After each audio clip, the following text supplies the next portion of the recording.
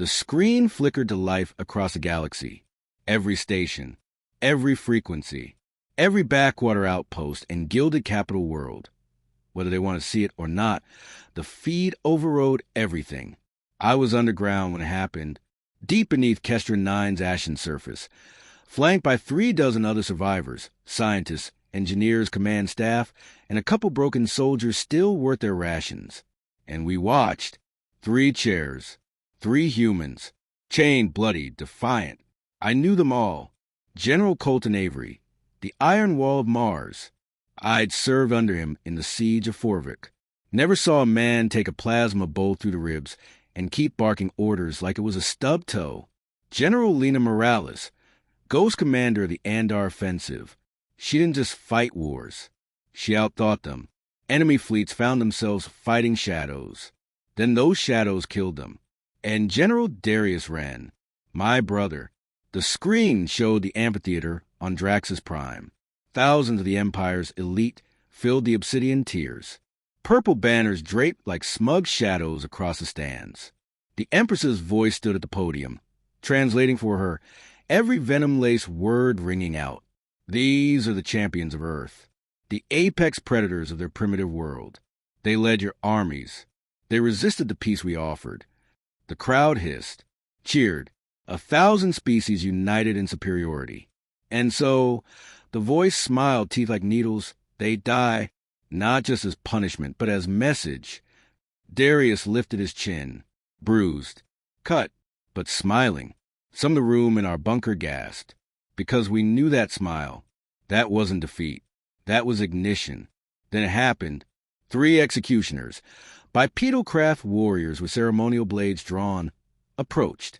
The cameras zoomed in slow and cinematic. They wanted us to see, to feel it. Morales looked dead already. Avery's jaw was set. Darius, still smiling. The blades rose, and the feed cut to black. Total silence. The room around me erupted in confusion. Panic. Static filled the monitors. Even the secondary channels. Gone. Just a black screen with a white pulsing glyph and 1 line of text underneath it. Execute. Phase 2 initialized. Then came the screams. But not ours. From deep below Kestrin 9, we felt at first tremors. Rhythmic. Purposeful. Not seismic. Orbital insertion. 5, 10, 12 ships. Then the radio crackled to life. Our old human military bands. Thought long jammed. A voice. Commander Lauren, this is Captain Idris of the 8th Ghost Fleet. You're clear to surface. Phase 2 is go. Targets marked. Ghost Fleet? They were a myth. Scuttled after Earth's fall. Survivors whispered about them. Phantoms who struck without being seen. But they weren't myths. They were waiting. So it was a trap. Turns out the execution wasn't a warning. It was a trigger. I surfaced with the team 30 minutes later. The skies of Kestrin 9 were alight. Burnt orange clouds torn open by kinetic strikes. Enemy platforms falling like 6 stars. And above us, like wraiths cut from shadow, the Ghost Fleet shimmered into view. Their hulls were cloaked, not just optically but phase distorted. Experimental stealth tech the Empire thought they destroyed during the sacking of Titan. They were wrong. Each ship bore a symbol we hadn't seen since the early days of resistance. A blacker silhouette, encircled by 7 stars. The mark of the Silent Accord, our last-ditch contingency plan. I thought of Darius. Smiling, he knew. They all did. They let themselves be captured. Let the Empire parade them like broken dogs, so that every enemy in the galaxy would drop their guard. Because the moment those blades fell, humanity stopped pretending we'd lost. Now Moon, really, more like a weaponized relay rock wrapped in armor and hubris. It sat in the Krail belt like a spider at the heart of a web, silently intercepting every comm signal, data pulse, and fleet movement in the quadrant. The Empire used it to listen, jam, and strike before we could even coordinate. Our orders were clear. Burn it. But I knew better. This wasn't just about shutting down surveillance. If Darius planned this far ahead, and I knew my brother, then Veltrax was more than a node. It was a door. and I'd been given the key. Our strike cruiser, Vantage Revenant, exited the shadow of Kestrin, 9 in full blackout stealth. Even with Ghost Fleet tech, we couldn't afford a single error.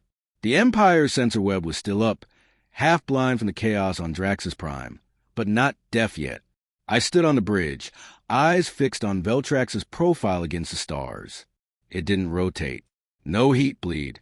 No blinking lights like the old human satellites. The Empire built it to feel dead, like nothing that was alive. They nailed the feeling. Lauren, came a voice beside me, Captain Idris. Tall, wiry, and unnervingly calm. Ghost Fleet legend. You ready to breach a tomb? I didn't answer right away. Instead, I reached into my coat and pulled out the object Darius had given me 3 years ago, before he vanished behind enemy lines. A coin. Plain. Human. Navy issue. Except it wasn't. Flipped the coin 3 times. If it landed heads, tails, the micro-thin signal was inactivated. Only once. Only when the trap was ready. That's what I'd done before Kestrin. And now, the coin was glowing faint blue. Let's wake the dead, I said. The assault team launched in silence. No comms chatter. Just pulse pattern taps on forearms and tight hand signals. 10 of us in total. 3 ghosts for Spec Ops exiles and me. As we breached the outer docking lattice of Veltrax, the stillness was maddening. No alarms. No sentries. No cameras tracking us. We cut into the airlock manually. Pressurized entry, but inside, it was cold. Not the kind of cold space gives you. This was the deep kind. The ancient kind. The kind you feel in your marrow, like a place had been waiting. The interior lights flickered as we passed. Dust hung like motes in zero-G. And then one of the ghosts, Kellen, pointed to a symbol etched into the floor. A blacker silhouette.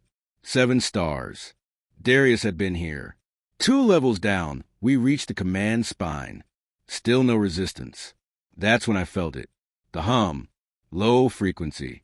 Beneath the hearing range of most species. But not us. I followed it like a hound. Past the empty barracks. Past the spiderweb comms array. Past a decomposed craft corpse slumped at its post. Then we found the vault. Or what used to be a vault. Now it was a chamber. No doors. Just curved walls of alloy, pulsing with blue veins. And at the center, a chair. Someone sat in it. No armor. No restraints. No movement. Captain Idris raised his weapon. Contact. I stepped forward. It's human, I said. And it was skin pale. Eyes shut, tubes running from neck and spine into the base of the chair. This was Darius's insurance. A clone? No. Worse. A bridge operative. The legend spoke of them. Volunteers, genetically enhanced, psychically conditioned, surgically altered to become the system. A living AI interface. One mind bound to one station. And this one was mine. The figure's eyes opened. I stopped breathing, because they were Darius's eyes. Commander Lauren, he said, voice like dry static. Command protocols activated. Welcome to contingency node, Black Echo. Idris stepped back, stunned. He uploaded himself? I nodded. This wasn't surveillance node. It was a warhead, in data form. Every secret, every fleet path, every weakness in the Empire's shadow networks. All wrapped inside the mind of man who had already died once for Earth. I was waiting, the operative said. The moment the execution blades fell, authorization was confirmed. You flip the coin. The trap is sprung. Then let's fire, I said. The node pulsed. Light surged. Panels across the chamber lit up, with strings of alien code dissolving into Terran glyphs. Darius, what was left of him, smiled faintly. You're not firing a gun, he whispered. You're lighting a fuse. Outside, the Empire's relay web began to fail. Within hours, confusion would spread across their command lines. And within days, so would war. Real war. Humanity's war. Places carved out of black between stars. Places that were never meant to be found. Where the worst threats to their regime, those too dangerous to kill, too brilliant to waste, were kept in stasis. They called it Sentinel Red. To the rest of the galaxy, it didn't exist. To us, it was where the last voices of Earth's war council vanished without a trace, just days before the fall of our homeworld. Some said they died. Others claimed betrayal. But Darius knew. He always knew. And now the Ghost Fleet did too. Because Veltrax hadn't just corrupted the Empire's relay web. It had also sent a phantom ping, a location buried beneath 30 layers of false star maps and shield ghosts. Sentinel Red. Still intact. Still active. Still holding them. We jumped in cold. No power signatures. No comms. No defensive flares. Just naked hulls and silent engines gliding through the dust belt surrounding a failed star. The place was blacker than black. It swallowed light like it was hungry for it. Only one thing shimmered in that void. A diamond-shaped structure, monolithic, smooth, motionless. That's not a station, Idris whispered as we approached. That's a coffin. He was almost right. The Ghost Fleet's lead cutter latched onto the structure's underside. I led the breach team again. Idris. 2 more operatives and a medic named Vale. She never said much, but her eyes never stopped scanning. Inside, silent halls. No guards. No resistance. Just a low hum of stasis fields and the metallic smell of sterile death. We passed hundreds of pods, non-human prisoners, some still alive, some long dead. Criminals. Scientists. Rebel officers from conquered species. And then we found the deep vault. The pod room was triangular. The walls black obsidian. At the center stood 7 human-sized caskets suspended in a perfect circle. Each pod bore the same emblem. United Earth Strategic Council. Black Directive Override. My breath caught. They were all here. Chairwoman Sato. Admiral Greaves. Dr. Elon Moore, the tactical mathematician, who wrote the Chaos Probability Doctrine. Others I'd only read about in encrypted pre-war files. These were the minds that had kept Earth alive longer than any death world had a right to. I stepped forward, holding the neural key chip Darius embedded in the coin. It clicked into the command console. The pods hissed. Steam vented. Vital monitors pulsed green. One by one, the council awoke. Eyes fluttered open. Limbs twitched. Some gasped. Some screamed. Most just stared. Then Chairwoman Sato sat upright, swung her legs out of the pod, and looked at me like she'd just woken from a nap. "Commander Lauren," she rasped. I blinked. "Ma'am, you remember me?" She gave a faint, razor-edged smile. "Of course." I was briefed. "You'd be the one to wake us. If Darius's plan worked." I froze. "You knew about the trap?" "All of it," she said. "We wrote it." The council gathered quickly, adapting like they'd never been gone. It was surreal, watching legends step back into war like they just paused the game. They weren't just survivors. They were war architects. And they were angry, not wild, vengeful rage. Something colder, sharper. "They executed 3 of our own," Admiral Greaves said, publicly. "Yes," Sato said. "And now, we make them wish they'd killed the rest of us too." But it wasn't all triumph. One pod didn't open. Dr. Arvin Kale, the Empire's former biological warfare expert who defected during the Terran collapse, was missing. The pod was intact, but empty. Not even decay traces. Vale stepped forward and pulled up the pod logs. The data sent a chill down my spine. Kale hadn't died. He'd awakened 2 years ago. By order of the Empire. He was extracted, Vale said, eyes wide, smuggled out. They woke him early and took him. "Why?" I asked. Sato didn't blink. "Because they were afraid." Greaves leaned in. "Afraid of what?" "That we'd come back," Sato said. "And that Kale might help them stop us." A long silence followed. Then I spoke what we all feared. What if he already has? We left Sentinel Red under lock and command encryption. The Council loaded onto the Vantage Revenant, and the Ghost Fleet scattered into fire team formations. Operation Grave Dust was now active. Phase 3 of the contingency plan. But something gnawed at me. Not Darius's death. Not even the looming war. It was Kale. A man that brilliant doesn't vanish. He reinvents. Evolves. Manipulates. If the Empire had him for 2 years, there's no telling what kind of horror he could have created. And if they let us find that empty pod on purpose, then we were the ones walking into the real trap. Before the fall, Dr. Arvin Kale had been Earth's premier biological warfare mind. Part genius, part ghost, part monster. He didn't design bombs. He designed plagues. Engineered fear into molecules. A virus that only triggered when spoken aloud. A parasite that mapped memories before devouring them. When he defected, we thought we'd won. Now, maybe we were wrong. The empty pod on Sentinel Red was a mistake. It was a message. The facility we targeted was deep in Imperial space, near the acidic rings of Vexor 9, a gas giant that corroded even sensor sweeps. Hidden in that storm, nestled inside a floating rock mine hollow, was Station Ithuan, officially classified as a biocryptology lab.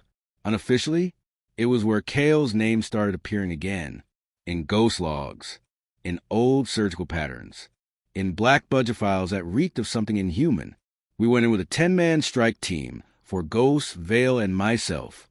We wore sealed armor rated for bio threats, though truth be told, nothing ever felt airtight when Kale's name was involved. The inside of the station was cold, humming, clinical. It looked abandoned, which was always the worst sign. Area looked sterile. Vale murmured over the tight comms channel as we moved deeper through the decking corridors. But I'm reading inconsistent airflow. Something's moving inside. No life signs, though. I raise my rifle. Kale's work doesn't always breathe. We breached the central core, and that's when we saw it. Rows of tanks. Hundreds, each the size of a coffin. Glowing blue, bubbling gently. Inside, not clones, not embryos. Hybrids. Some looked human, others didn't. Twisted limbs, elongated eyes. Muscle masses far beyond norm. Teeth designed for nothing natural.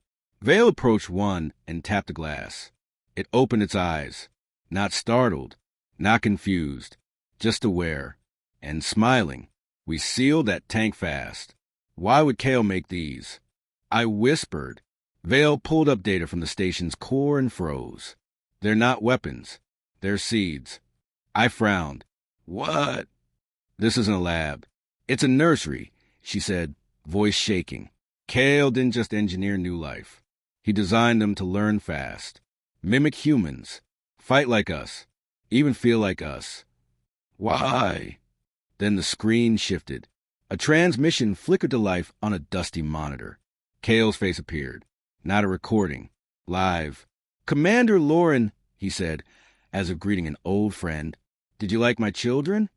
I raised my weapon toward the monitor. Still dramatic. Kale chuckled.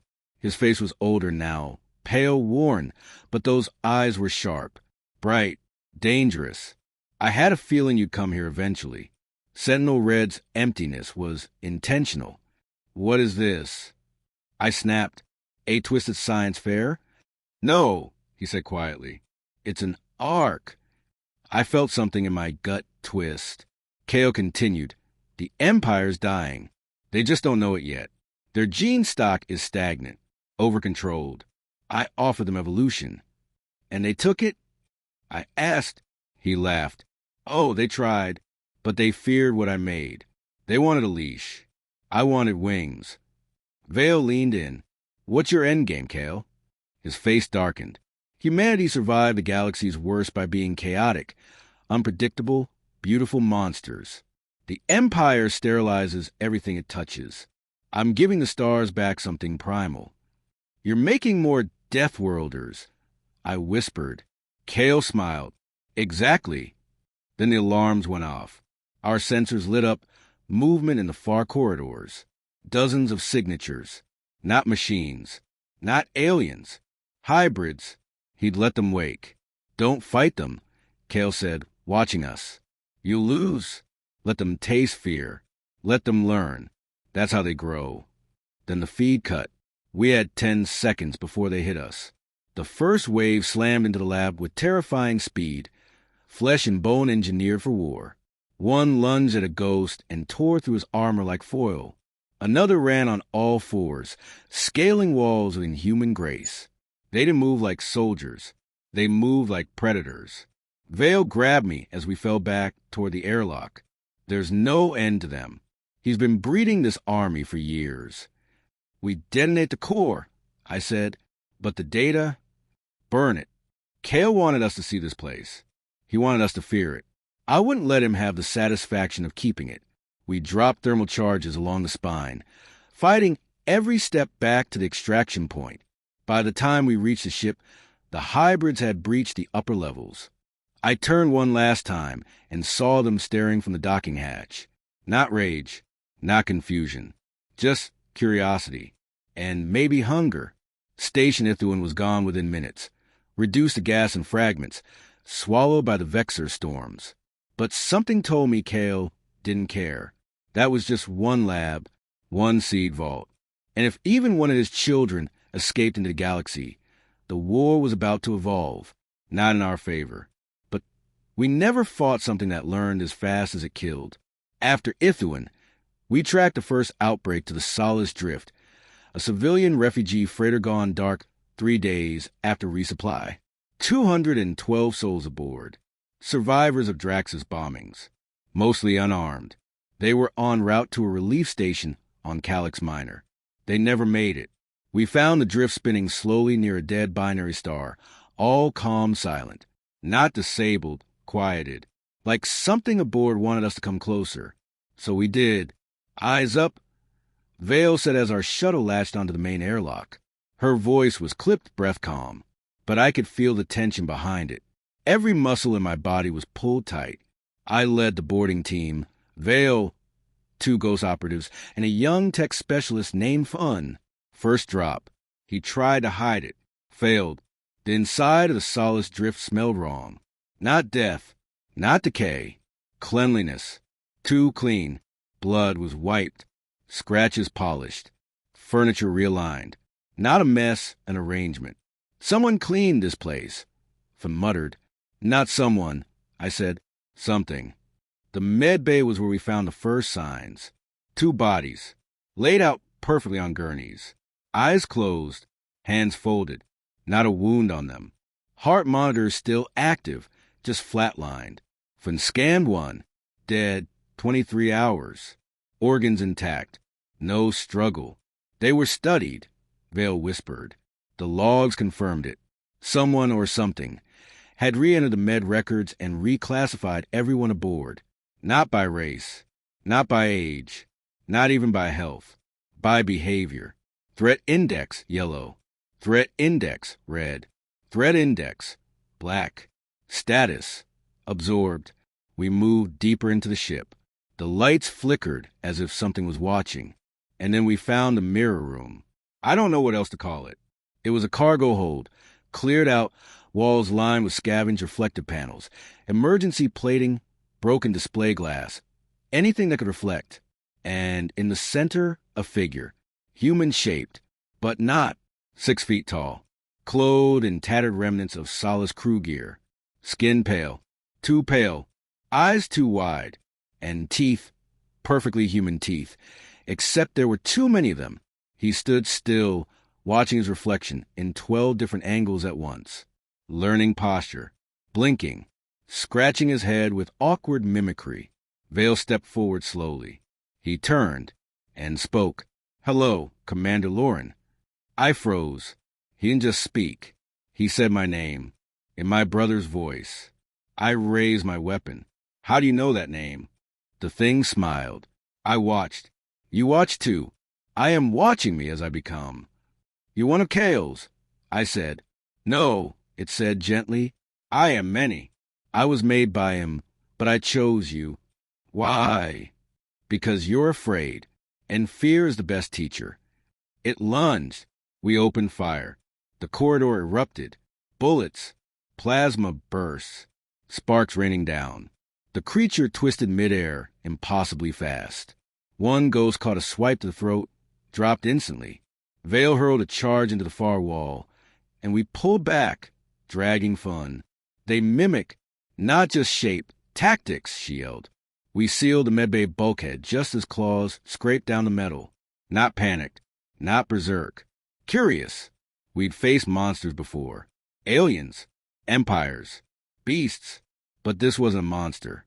It was a student, and it was studying us. We've entered the lower decks, flushed the oxygen, ignited fuel lines, and blew the core. The Solace drift disintegrated into silent metal rain. But even in the explosion, I saw it, just for a second, a shape escaping into the void. Not a shuttle, not a lifeboat, just a humanoid figure, coiled and curled into itself, surviving vacuum, watching us even as it burned. Back aboard the Revenant, I couldn't sleep. I kept seeing its face. My face. Because that's what it was doing. Studying us. Copying us.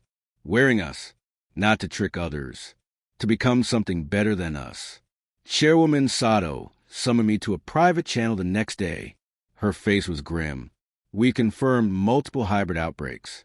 At least 7 worlds compromised. Each one different. They're not a single species, I said. She nodded. They're not a species at all.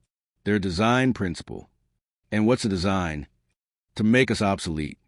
I looked at the transmission logs one last time before leaving the room.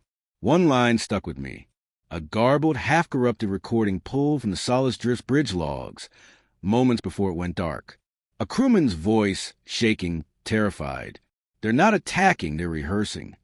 No signs of life for 10,000 kilometers in any direction.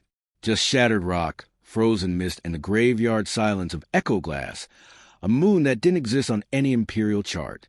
Its orbit had collapsed a year ago, broken by a gravity weapon test gone wrong. Or maybe something worse. The crust split, the atmosphere bled out, and every known settler vanished. Except her. The shuttle door hissed open as we stepped onto the jagged plane, weapons raised. Nothing moved. No sound but the crunch of our boots on fractured crystal. Vale scanned for biosigns. 1, she said, heartbeat steady. No movement. Half kilometer north. I tightened my grip on my rifle. Survivor? She hesitated. Human. We found the girl sitting in a dome-shaped ruin. Glass walls melted from some ancient plasma strike. She couldn't have been more than 10 years old. Pale skin, shaved scalp, wearing what looked like a repurposed medtech uniform torn to the knees. She didn't flinch when we approached, just looked up and said, "He told me you'd come." I crouched, heart pounding. "Who did?" She blinked slowly. "Darius." Vale swore behind me. I ignored it. "Do you know who I am?" I asked gently. The girl nodded. "You're Lauren. He said you'd be afraid. But that's good. It means you still care." I felt cold all over. The girl reached behind her and pulled out a shard of alloy. She handed it to me. I recognized it immediately. Ghost Fleet Tech. Darius's encryption band. Burned, warped, but still active. Vale ran it through a decrypt loop while I kept my eyes on the girl. "What's your name?" I asked. She smiled faintly. "He told me not to say. Said it was important I stay undefined." "Undefined." She nodded. "Because names shape us. And I'm still shaping." The decrypted message loaded. It was Darius's voice. Clear, calm, and heavier than I'd ever heard it. "If you're hearing this, then the final phase is near. The Empire was never the true threat. Kale understood that, and I feared it. The hybrids aren't soldiers. They're not even enemies. They're catalysts. This child, my daughter, carries the encoded genome of every failed evolution the Empire tried to bury. And within her, Kale built something else. A key." Vale gasped. "Wait, she's his daughter?" I was frozen. I made sure she was hidden on Echo Glass when the test went wrong. Kale's plan needed time. He was never building weapons. He was building choices. And she's the last one left. Protect her, not because she's dangerous, but because we are, and she might be the only thing left that knows how to forgive us. The transmission ended. Silence fell over the moon. Vale looked at me. "What the hell do we do now?" I turned to the girl, and she was crying, softly. "I dream of them," she whispered. "The things in the dark. Kale's children. They're lost, angry. Someone to learn. Some just want to burn everything. Can you control them? I asked. She shook her head. But they listen. Sometimes. That scared me more than if she'd said yes. We brought her aboard the Vantage Revenant under Level 0 quarantine. Sato called an emergency session of the War Council. They were split. Half saw the girl as a weapon, a tactical asset, something to use. The other half? They wanted her gone. Quietly, efficiently, permanently. She's a biocode breach, Admiral Greaves said. Even Kale couldn't predict how she'll mutate. She is the next war just waiting to happen. She's a child. Veil snapped. We do this. We become the thing we claim to be fighting. She's Darius's legacy, I added, and he knew what this would cost. Sato listened to all of it, quiet, calculating. Then finally, she stays under your custody, Commander Lauren. If she becomes a threat, she didn't finish. She didn't need to. That night, the girl sat in the dark observation bay, watching the stars spin. I joined her, said nothing. After a long while, she whispered, "They're moving." "Who?" I asked. "The ones Kale made. They're calling to each other, forming shapes. War forms." She shook her head. "Not yet. First, they need something." "What?" She looked up at me. "A leader?" She sat in silence, watching starfields, whispering things we couldn't understand. Frequencies not heard so much as felt. And every time she spoke, something out there stirred. Fleet command was unraveling. Across the core systems, hybrid incursions erupted like wildfire. Not just attacks, adaptations. Entire regiments wiped because the enemy copied their formations. Pilots shot down by vessels that mimicked their every maneuver. Captains betrayed by their own voices. Cloned into false commands. Kale hadn't built an army. He'd built an ecosystem. One that didn't invade. It replaced. Chairwoman Sato summoned me, in private again. "The council split," she said without preamble. "Some want to leave soul space entirely. Cut off Earth. Hide what's left." "Cowards," I said. She didn't argue. "Others want to preemptively strike," she continued. "Orbital sterilization. Gas the breeding zones. Detonate the quarantine planets." And the girl, Sato's eyes narrowed. "She's not just a child anymore. Lauren, she's the Nexus." You've seen how the hybrids echo her thoughts. Their attacks align with her emotions. She's not leading them. I snapped. They're drawn to her. Same result. Then she leaned closer. "Can you control her?" I stared back. "No, but I trust her." Sato's voice dropped to a whisper. "Then you're already compromised." That night, I took the girl, who still hadn't given me a name, to the Echo Chamber, a secure sensory lab built to simulate planetary atmospheres and neural stimuli, a place where trauma survivors healed, or unraveled. "Why are we here?" she asked, spinning slowly under artificial starlight. "Because I need to know what you are." She paused, then answered honestly.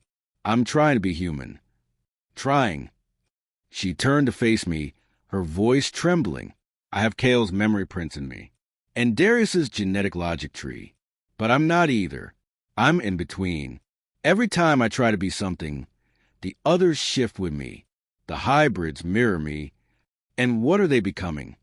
She stepped forward, eyes glowing faintly in the synthetic starlight. "You..."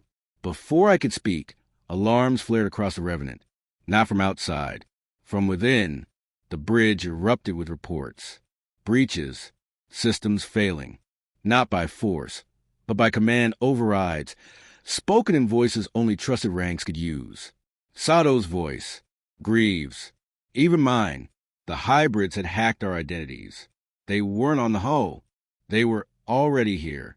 We fought corridor by corridor. Ghost Fleet commandos fell. Drones went dark. Artificial gravity glitched, flipping bodies across bulkheads. One of the hybrids emerged on Deck 9, perfectly shaped as me. Same face, same voice. But when I looked in its eyes, I saw nothing. I fired without hesitation. It dodged, faster than me, smarter, more precise. The girl appeared behind me, hands outstretched, and the hybrid froze, not out of fear, but respect. She whispered in its direction, "No more games." The hybrid's face twisted. For the first time, it looked afraid. Then it collapsed, as if some invisible cord had been cut. The girl fell to her knees, gasping. I stopped him, but more are listening now. All of them. "Can you stop them all?" I asked. She shook her head, weeping. "No, but I can ask them." We gathered what remained of the command staff. Sato was injured. The Revenant was broken.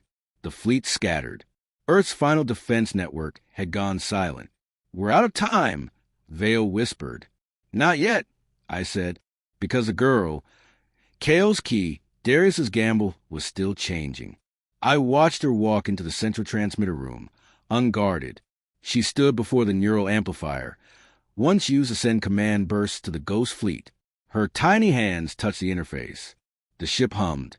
She reached out to all of them, the hybrids, the rogue evolutions, the mimic armies, not with commands, with choice. I don't know what she said. No one does. The transmission lasted 7 seconds. Then silence. Across the stars, the war stopped. Ships halted mid-battle. Clones dropped weapons. Tactical AI grids went dark. Hybrid swarms froze. All of them. Everyone. Listening. Waiting. For what?